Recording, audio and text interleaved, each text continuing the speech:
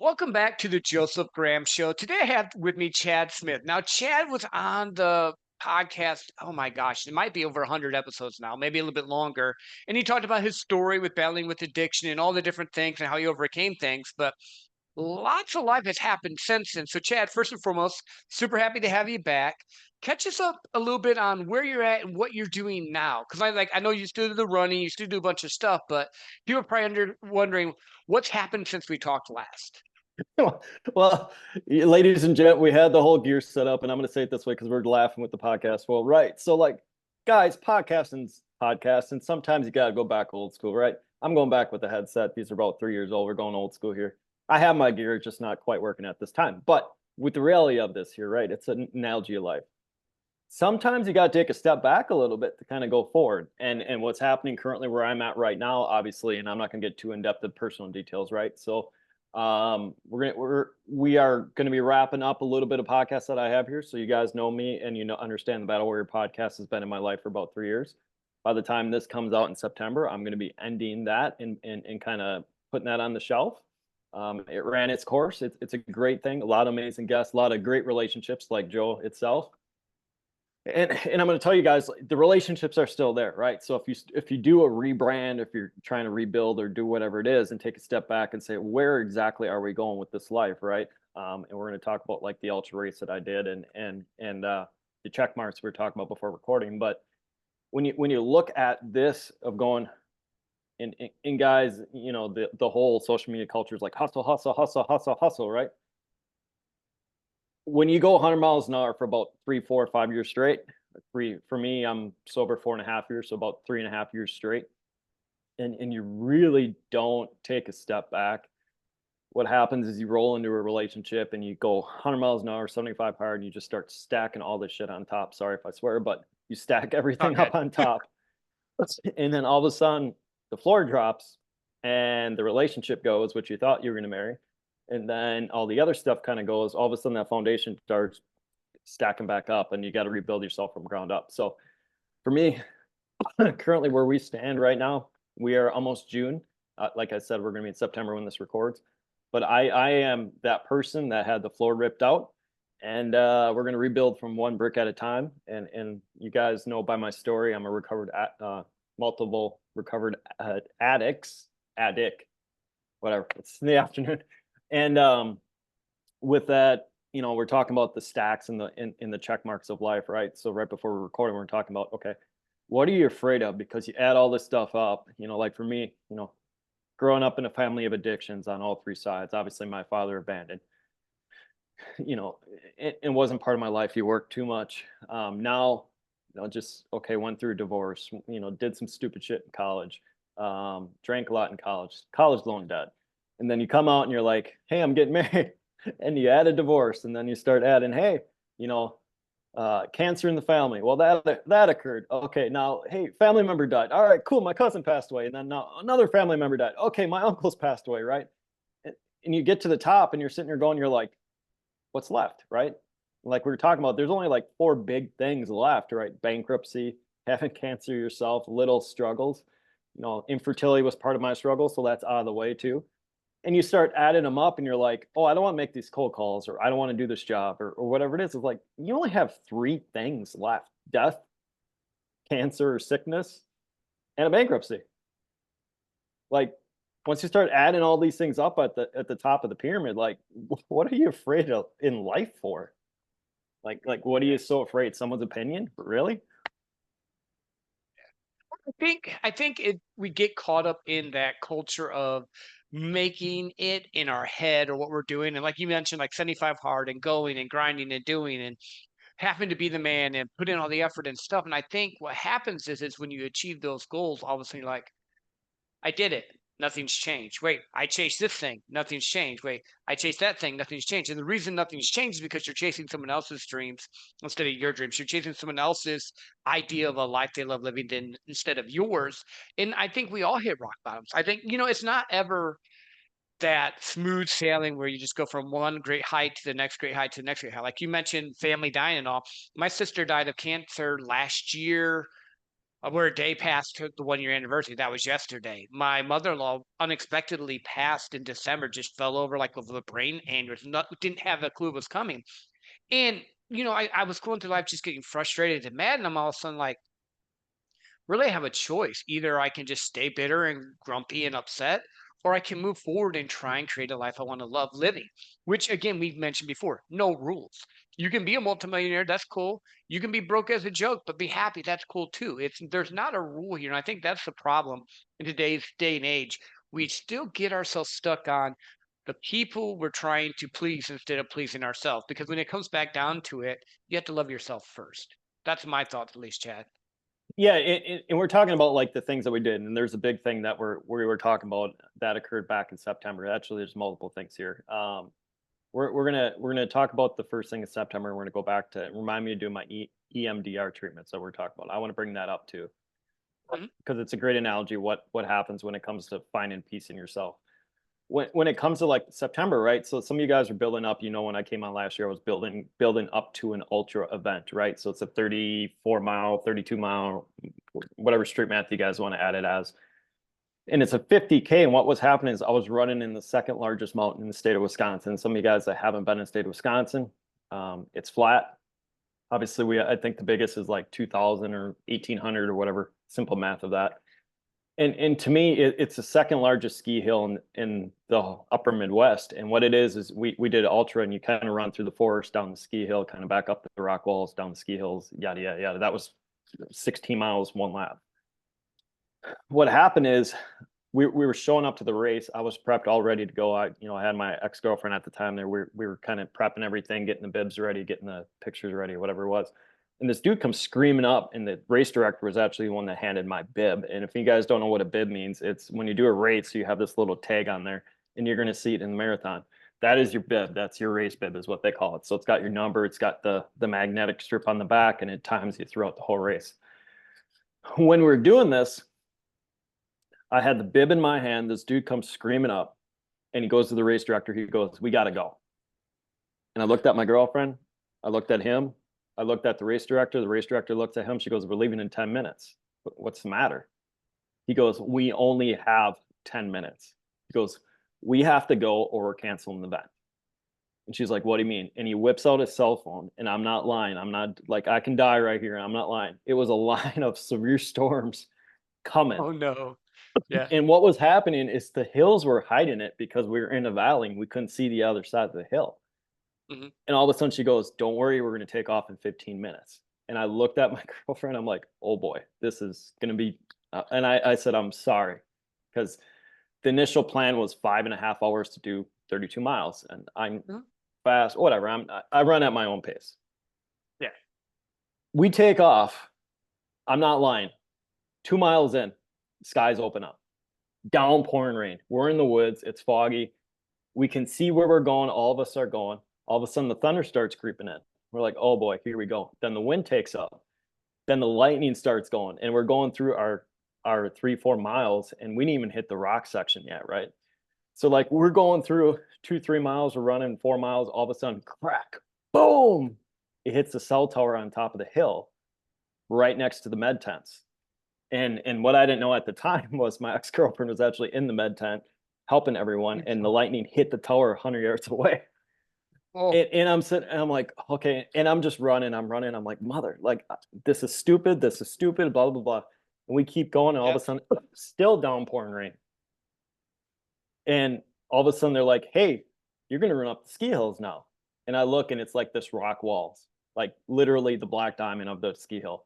"Go climb up. This is your track." I'm like, son of a, take the stakes out, start climbing up, go whatever, hit to the top. Obviously, my girlfriend was there. We, got a hug. She didn't tell me about the story. And, I met it, got the tent, got situated, kept going. Well, ended up being now you have to go down the ski hill. And what happened is there was walking trails, right?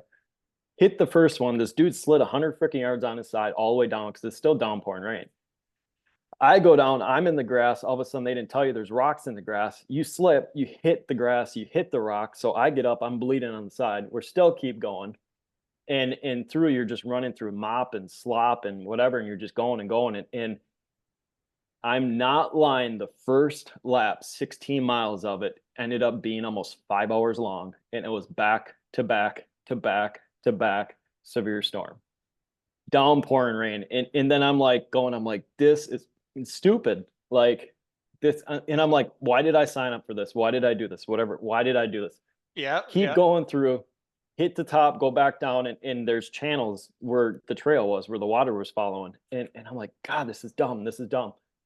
And then I get to mile 14 and I know I'm getting close to the second lap. All of a sudden it clicks. It's like, Chad, you can quit, or you can just run and hit the next mile. Like, all right, let's do the next mile. And then I keep going in mile 15, right? And we're going through slot mud. And it's like, all of a sudden in my mind, I'm like, Chad, you just need to cross the finish line to get to lap 2. You just need to cross. And I'm like, oh, okay, whatever. Slop, hit the racetrack where they had the event. And I'm like, okay, there's a finish line. All right. And I'm like, I just need to go to mile 1 again. Ran right through, get back to mile 1. I'm like, well, you can't quit now. You're going for the second lap. Yep. And I kept going and I kept going and kept going. And I'm sitting there and I'm running through. I'm like, okay, how many of these freaking people quit? And I'm going, it's like 4 miles, 5 miles. All of a sudden, all the stickers dropped on the trail. And I'm not, dude, it was a cluster. We'll just say it that way. Like, you're running off of memory and trying to figure out where everyone's running. And you get back to the hills. And my mind goes, watch it. Watch. Halfway through this, it's going to get sunny and 70. I ain't lying again. Halfway through it, skies open up, bright, sunny, wet weather, freaking 70 degrees, humidity. The people had to go back and she had to pull out, I think, salt tabs in the tent because they ran out of so much like pickle juice and stuff for the running. So popped the salt tab, kept going and finished at the end. And I'm sitting here and I'm like, there's so many lessons going in my head of going that. And coming to the rally, I'm like, I finished. My girlfriend, my ex-girlfriend at the time was like, oh my God, this is awesome. Whatever. We get in the car. She's like, don't ever fucking do that again. And, in that saying of saying, why do are you going to train this hard for something? Are you going to keep doing this something? And mind you guys, we're not dating anymore. So we'll just leave that story for a different day. But when it comes to that, I'm laying in the car and I had the things wrapped around my shins to kind of rehab and kind of heal and get back to what it was. Pull the shoes off. I was in Brooks Adrenalines. They weren't supposed to be trail shoes, but I converted them into trail shoes that day. They became brown shoes and just sick of mud. And we're driving back home in the back of the car. And I looked at her. I said, wow, that's analogy of life. And she's like, well, what do you mean? She's like, you just did this for 9.5 hours, going through the negativity of what happened. And I'm like, no, that's analogy of life. And she's like, what do you mean? I said, the analogy of life is you start going, you're not going to understand all these storms are going to come. And whether you believe it or not, the storms are going to come. And some are going to be good. Some are going to be easy. Some are going to be tough as nails. Some are going to be a damn hurricane. You just got to keep going. You got to keep going. You got to keep going through. You're going to get cut up, bruised up, scratched up, slide down the hill. You're gonna be bleeding. You're gonna run out of water. You're gonna run out of med tent stuff. You're gonna run out of salt. But no matter what, someone's got your back, and you're gonna keep going. You're gonna go and and then eventually that storm's gonna disappear, and it's gonna be bright sunny out, and you're gonna finish, and you're gonna realize, wow, like all that BS to get to where I'm at now, and I finally finished. And to me, like that simple, sloppy, gnarly, complete cluster of a race taught me so much life lesson. I'm trying not to cuss here, people. You're good. They hear me cuss all the time. You're fine. Don't worry about it. Clusterfuck of a race taught me so much the reality of resiliency and get going and life. And I'm like, wow, like that can be a stage of stuff, right? And now we're rolling into like the post Good Friday. And I'm going to use Good Friday. And some of you guys know what Good Friday is, or if you're believers or not. But like my breakup occurred Good Friday. I'm not going to get into details. That's water under the bridge. But obviously going through a breakup and then going through divorce, your mind kind of you're like, okay, I devoted a whole year to becoming this person, or relationship or whatever. All of a sudden that floor gets ripped away. All of a sudden, like other things get ripped away, and you start looking at it saying, okay, truly, who the hell am I? Mhm.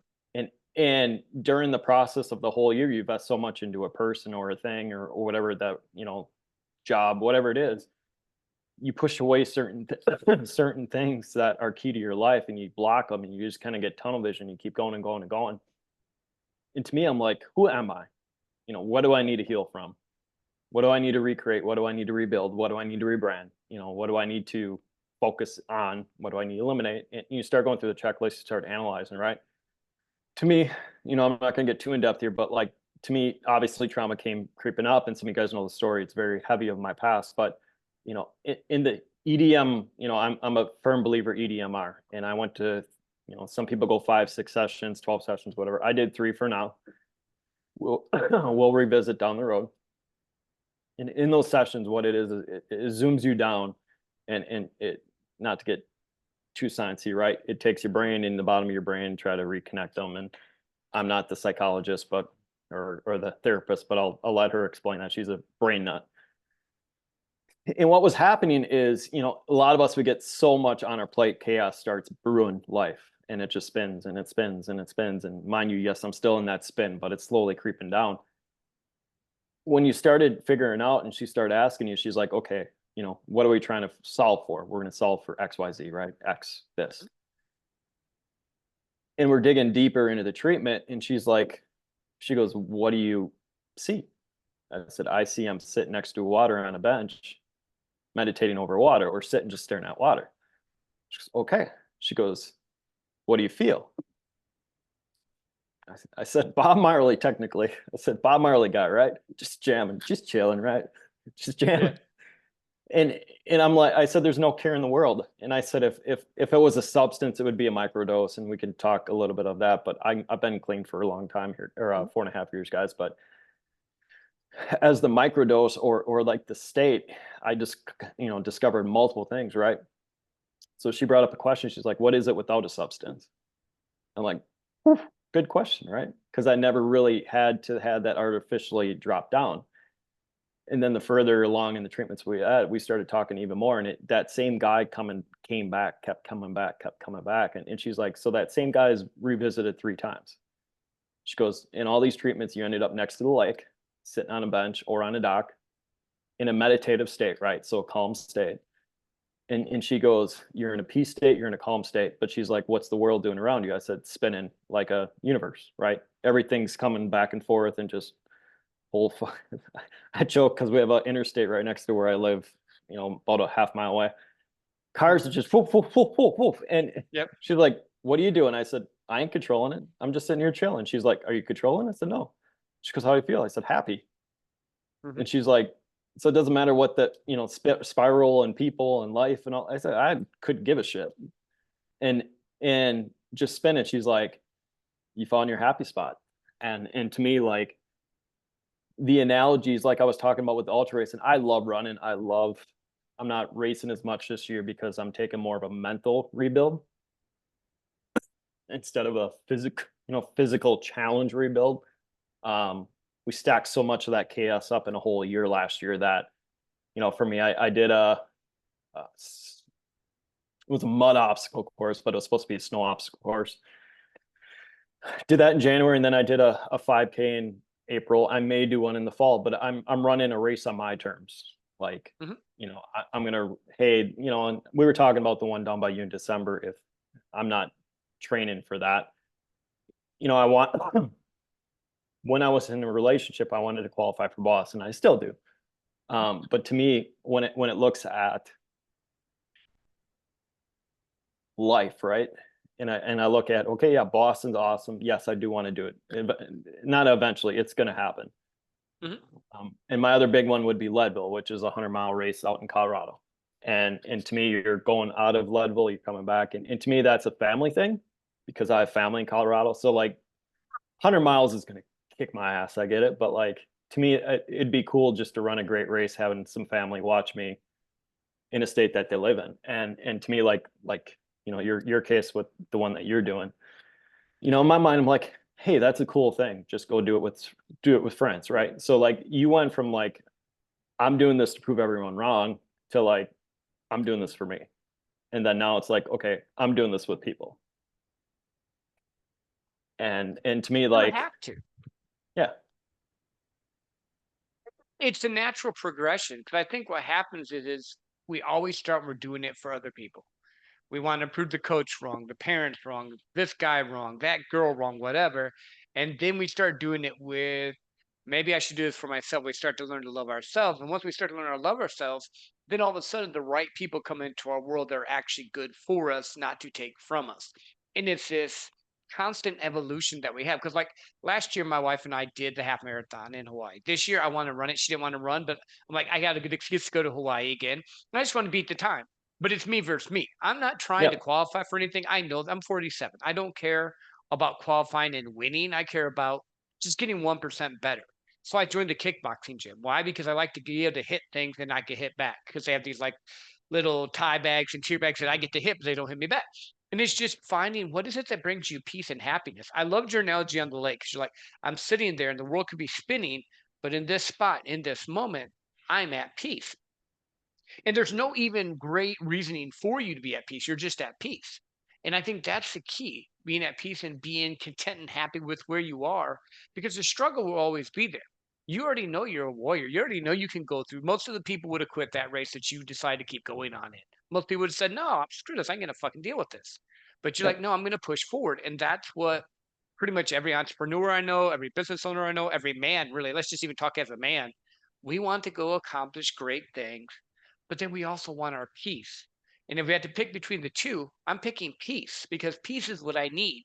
I can go out and fight anytime I want when I choose to, but my peace is what I need to guard. That's what I was hearing you say through that whole thread. And I like that. That's kind of what I got from what you were saying. yeah. And we're gonna talk about peace robbers, right? So, and I'm not gonna get too in depth of theology and Christianity, whatever, but like, there's people that are in your life that will come in and they will be your friends and they'll do what it is to get to know you, and they'll go to a certain level with you. And I'm not, putting names on this person or whatever, but all of a sudden there'll be a point in life where you're going to have friends, colleagues, exes, whatever. Like, we're just going to stack everyone in that little bubble, right? And all of a sudden you hit a certain level or a certain layer, and they're going to be like, yo, I'm out. Mhm. It's okay, people. It's okay. Like, and I'm gonna use Tyler, whatever, one of the actor guy that his the black dude that plays Palmer French, the one that Tyler, he's in like that Steve Harvey crew, and I can't think of what his name is. He's from Atlanta.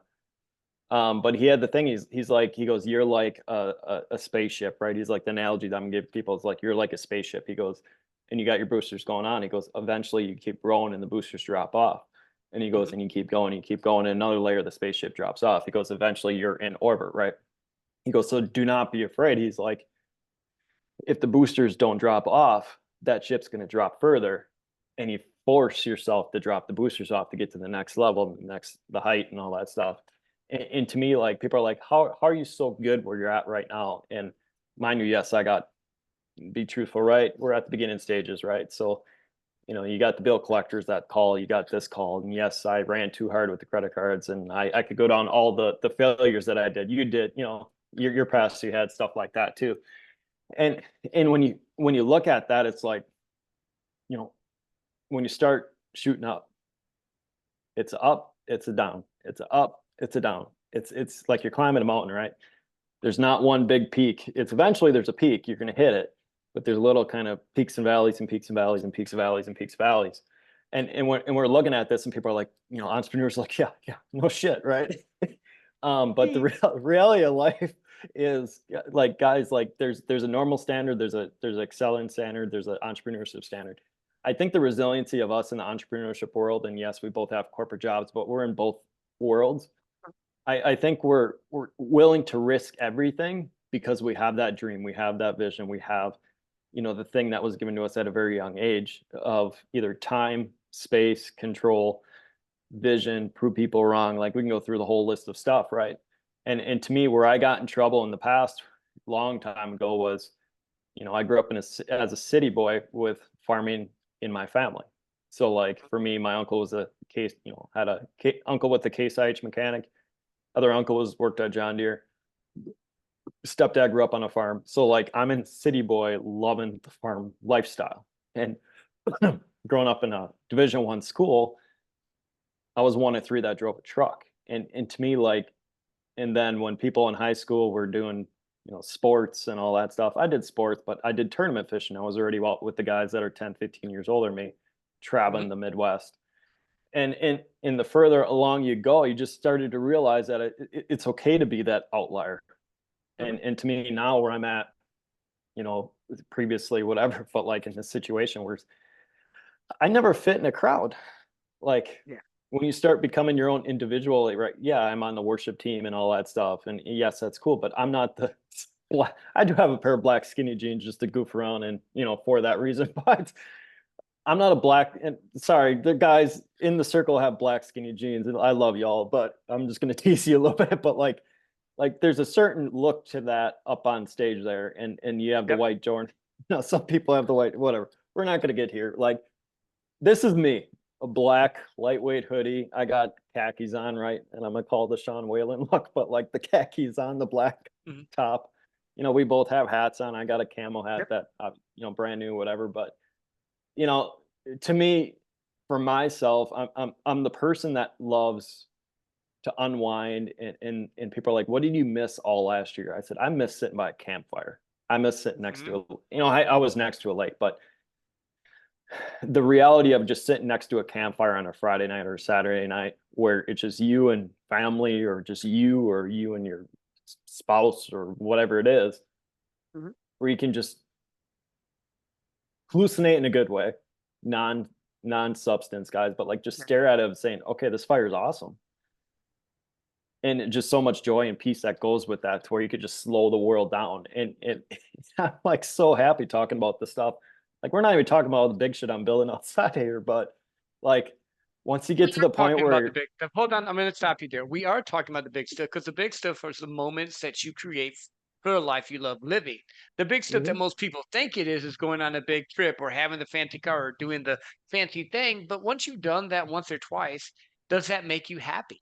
Does it really make you happy? Does it matter to me if I'm in a five-star hotel with people I don't want to be with, or a three-star hotel with people I do? I'd rather take the three-star hotel with people I do. And I've been in both. Like I've traveled the world. I've done a bunch of cool stuff. But there's multiple times where you follow my content as well. You'll see me just sitting by my fire. I'm just sitting Yep. outside by my fire. No one's bugging me. Maybe my daughter's out there, maybe my wife's out. I don't know. Doesn't matter. It's just finding those happy moments. So I do want to clarify there. Those Yeah. are the important moments, more so than the little dick syndrome boys that try to show you this is what you should have, and in reality, they're mostly miserable.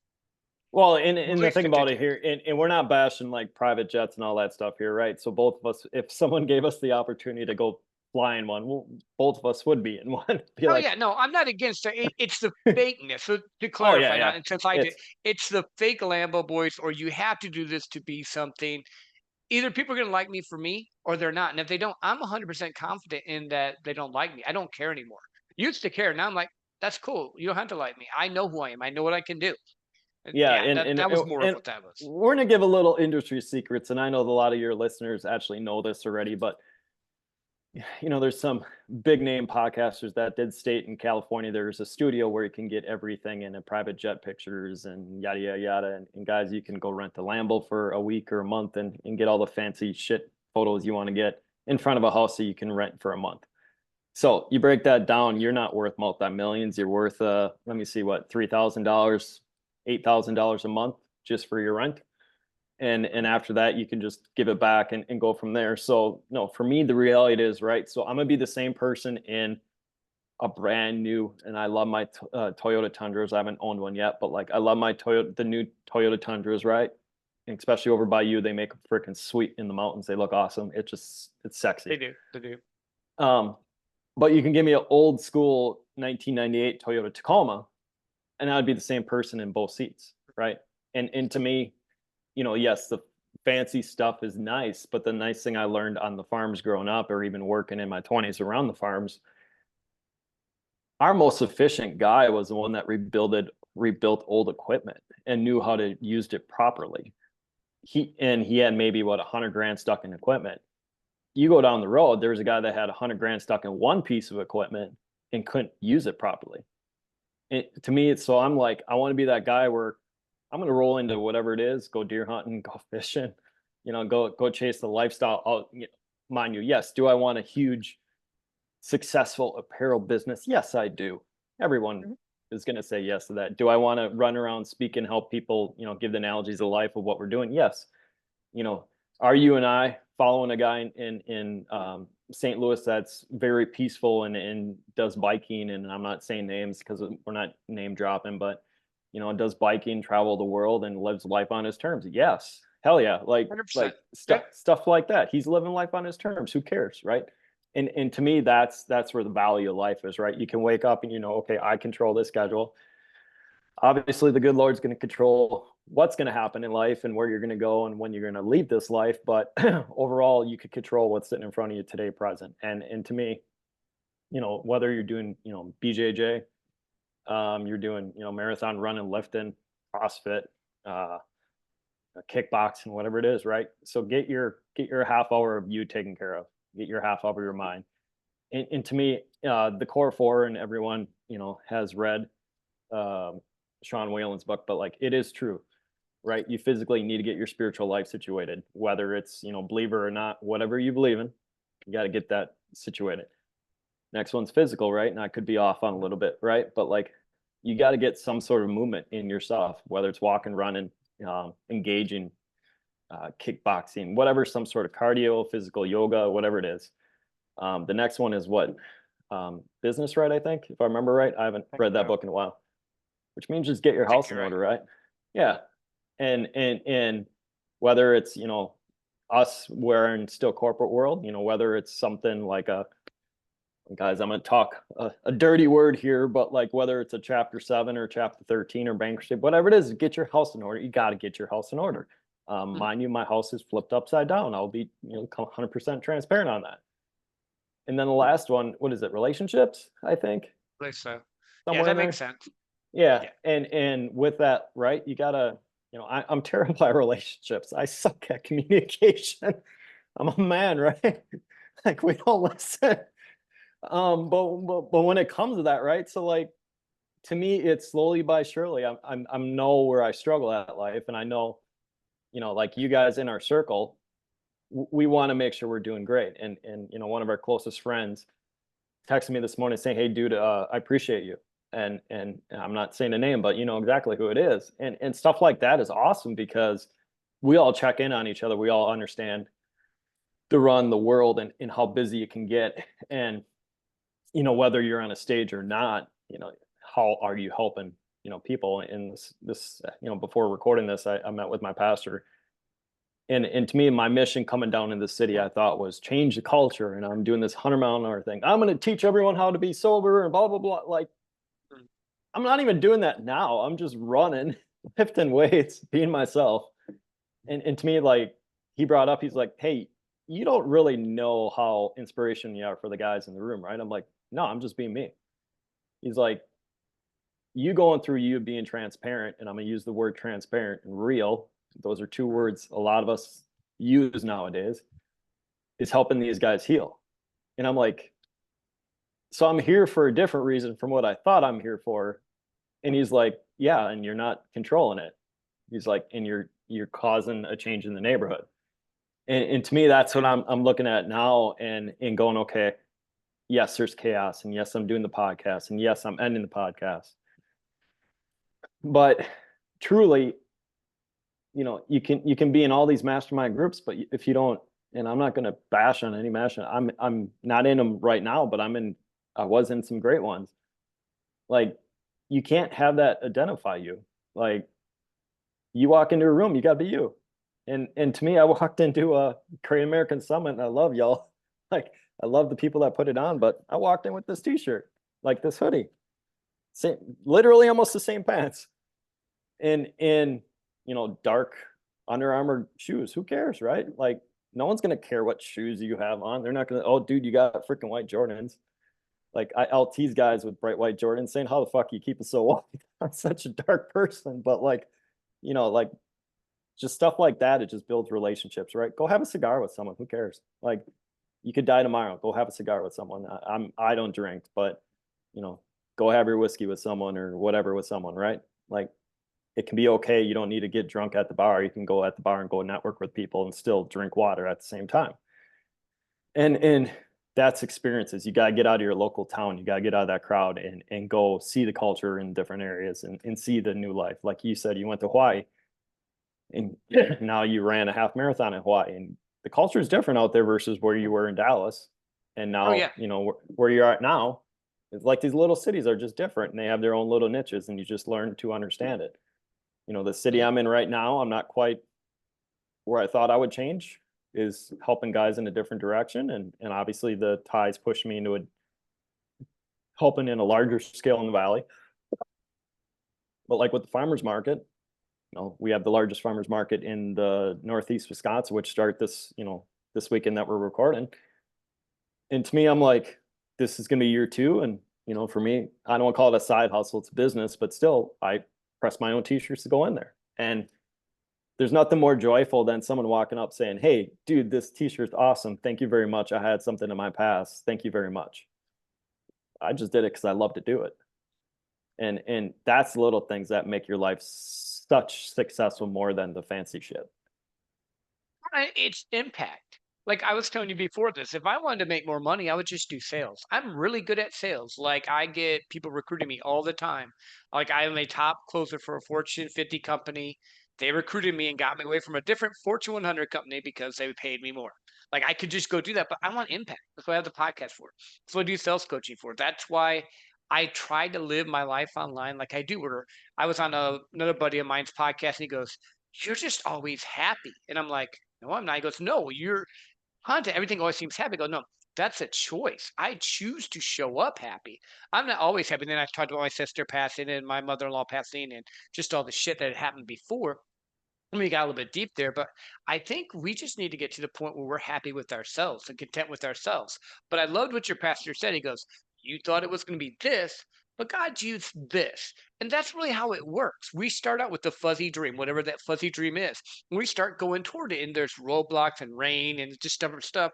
And maybe it pushes the course differently, but what happens to us happens for us. And not in some weird rule way, but in some impactful way. Because, like you said, the farmer's market, maybe it's not on stage in front of 20,000 people yet, but that kid that took your shirt maybe won't ever fall into the temptations or traps you had to deal with. That's how I look at things. Not that you won't be on stage with 20,000 people speaking. Cool. If that's what you want to do, I'll support you 100%. But it's all about Send me a figuring ticket. out, I would love it. but it's all about figuring out what people want out of life. I think so many people get it so locked up that they have to please someone else. There's no rules. The rule is this: you have a choice to make. What are you going to do with your life? At the end of the day, you're not going to be like, "I wish I made more money or did more things." You're going to be like, "I wish I had this experience with the people I loved, doing things that we enjoyed, whether it was sitting by a campfire or being on a yacht." And I don't make the rules for you on that. Like you mentioned cars. I don't care about cars, but trips, I love trips. It's the funniest thing. I drive a RAV because I like the RAV. It gets me where it's going. It paid off. I had to do crap with it. It has 66,000 miles on it. It's a 2017. Most people that make what I make would have a super fancy car to show off to people. I don't care. Like that's not a big thing. But if you follow my stuff, you'll see I'm going to Hawaii again this year because I like trips and not to show up. I just like going. I like going and sitting by the ocean and having the breeze hit me and just doing things that I enjoy. And I think that's what we need to get back to. That's what true entrepreneurship's about. Having freedom, having time to do what you love, whatever it is. And I think if we can get back to that, we win. I think if we get caught up in what other people say and do, we're miserable. Just like a lot of people are miserable in corporate jobs because they do what other people say they should do. Or there's miserable entrepreneurs because I had to do it on my own and they're making 86,000 a year, but they could be making 250 in a corporate job. Bro, figure out what's going to make you happy and don't listen to the people that aren't doing anything anyway. Yeah, and in that analogy you're talking about, because you're near the mountains, you're a couple hours away where you're at now, and to me, Oh, that there's a mountain like 10 minutes from my house. yeah, I know where Like you I live. can We're not, go, yeah, yeah, yeah. yeah, and for me, like I'm sitting there, and I'm gonna use an analogy of that too. Like the such eye-opening experience for me was when I went into Colorado for the first time, and obviously I have family out there, and there's I have a welcome back sticker anytime I want to go out there, but to me, it was the reality of driving down my cousin lives in Boulder. My aunt and uncle live down in Pueblo area, and they took me the back way up through Breckenridge and Keystone. And I don't know if you skiers and stuff here understand that path. I can't tell you what freaking highway it was. I'm just, I'm out of state, or it just drive, right? But what it was you go up, you kind of go through the valley, you get to Fairplay, which was the scene of Salt Park, and then you kind of go the back way into Breck and all that stuff. And you go through Hoosier Pass. And with me, Hoosier Pass is the Continental Divide, where you kind of flip, which towards your way, towards the east, whatever. We're not going to get too sciencey here, but walking up to the peak of that, or the pad where everyone visits, I think it was 10,000 feet. I couldn't tell you exactly at that time. It's just a top of the mountain where it's flat, where you can take pictures of the valley and stuff. And to me, like, I'm just sitting there, and I was there for hours, like 2-3 hours. I think I was up on top. I didn't care, right? The valleys were down there, cars were moving. And all of a sudden I took a video of it and I shot it to my cousin. This is the fun, or shot it to my friend. And this was the fun part of life, right? And all of a sudden he gets a call. He's like, "Bro, where the hell are you? Like, you could talk to me. I'm on top of a mountain." He goes, "You got to do this." I'm like, "What do you mean I got to do?" He goes, "All of us in the group went and dropped our pants on the coast of California looking over the beach." I'm like, "Okay." He goes, "But none of us walked on top of a mountain and dropped the pants to the world." I'm like, "What?" He goes, "Bro," he's like, "you have the opportunity to do it." He's like, "None of us have a chance to do it." So I'm like, "All right, give me 5 minutes." So all of a sudden I hang up the phone, and there's this couple walking up here, and I'm like, "Oh shit, this is gonna be funny, right?" This is the fun part of life, guys. The guy's wife goes, "Hey, I'm gonna go down the valley," and this isn't God or whoever pushed him out of the way, whatever. She was like, "Hey, I'll be right back. I'm gonna go down here shoot photos." I looked at the dude. I said, "I gotta borrow you for 2 minutes." He goes, "What do you mean?" I said, "I'm gonna pay you $20. I'm gonna go do this. We could shoot a few photos, whatever." And he goes, "All right, cool." Walked to the edge, did the rock horn Mhm. stuff, dropped the pants, took the picture, whatever, pulled the pants back up, walked back up to him. He goes to me, he goes, "Dude, that was awesome. Here's your $20 back." He's like, "That was Nice. amazing. He's like, "You do that for free." All of a sudden, I'm like sending it to my friends. It's like, no fucking way. And, Yeah. and to me, like, and I'm joking with this and I'm laughing because it's an inner joke at my previous church, but like, Colorado was so free. And to me, like, the mountains are so free because you're in, whether you're religious or not, like, to me, you're in God's playground, right? Like, Mhm. such a beauty in life. And to me, you're looking at it going, it doesn't matter if you're a multimillionaire, multi-billionaire, person making $40,000 a year, right? So like in Colorado, even out by you, like, people have Toyota Tacomas and they can be a billionaire and they have a tent on the back. They're going in the mountains. They're going to camp in the mountains with barely minimal. And it doesn't matter all the fancy freaking toys and shit that you have. They're enjoying nature and they're enjoying the life of nature, and they're protecting it and they're taking care of it and they're nurturing it. And the running joke that we're doing in the 33 series at church is you create, you cultivate, and you take care of it, right? So like, good Lord created the mountains, they're taking care of it. And to me, like, when I flew back to the Midwest here and I see boats after boats and big shit and freaking 1-ton trucks, and I'm just like, why? Like it's fun. Don't get me wrong, being on the water is fun, but it's like, bring me back to the mountains where it's just you in a truck and a tent, and you have moose walking around, and it just, like, experiences like that, or like walking to the peak of dropping your pants and doing, the moon picture, right? Mhm. It's just a freedom of release of being your true self. And to me, like, it doesn't matter what boss gets on you, or whatever customer gets on you, or obviously, some of you guys are married or not, wife, girlfriends, whatever. Like, if you know who you are, you're not going to let that person steal that joy from you, or work to compromise, make sure that both of you guys are on the same page. I love that. Like, I remember when I was up in Whitefish, Montana, because I've been there a few times. I went to an event up there. I went to a couple events up there.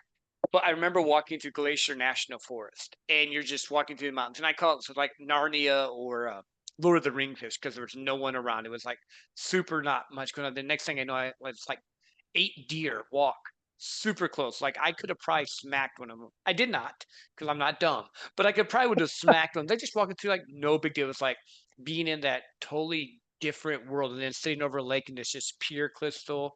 like glass. Like it's just, yeah, there's nothing like, for me at least, there's nothing like getting out in nature and just being. Like we have a 10,000 or not 10,000, like 300 step hike by my house here in Phoenix.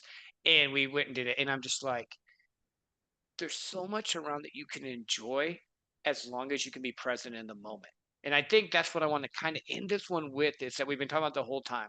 Be present in the moment, be happy with what you're doing, love well, and it will work out. The rest of the stuff, good, bad, and different, is what it is. A lot of most successful people have gone through bankruptcy. Then they're multimillionaires. Some have gone in two or three. That doesn't matter. People who go through different relationships, it doesn't matter. At the end of the day, the one relationship you have to have the most is the one with yourself.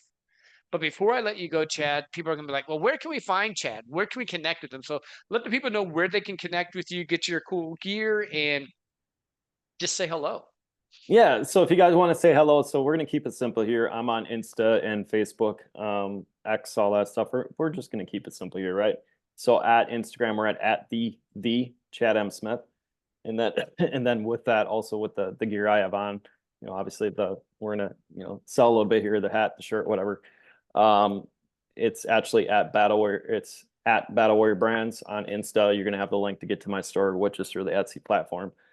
And then, yeah, if you want any handmade stuff, obviously, if you're in, locally here or vice versa, right, you could just get a hold of me. If there's certain things on any you guys have questions about, like the speaking the podcast, whatever, shoot me a message through Insta or Joe's got my email or phone number or whatever. But I'm pretty cool. I'm pretty resilient, and it's like all of us, right? We're black and white. We'll keep it real, and we're not hiding anything. We'll tell you, how struggles are gonna hurt like hell, or be like, hey, keep doing what you're doing, man. Keep growing.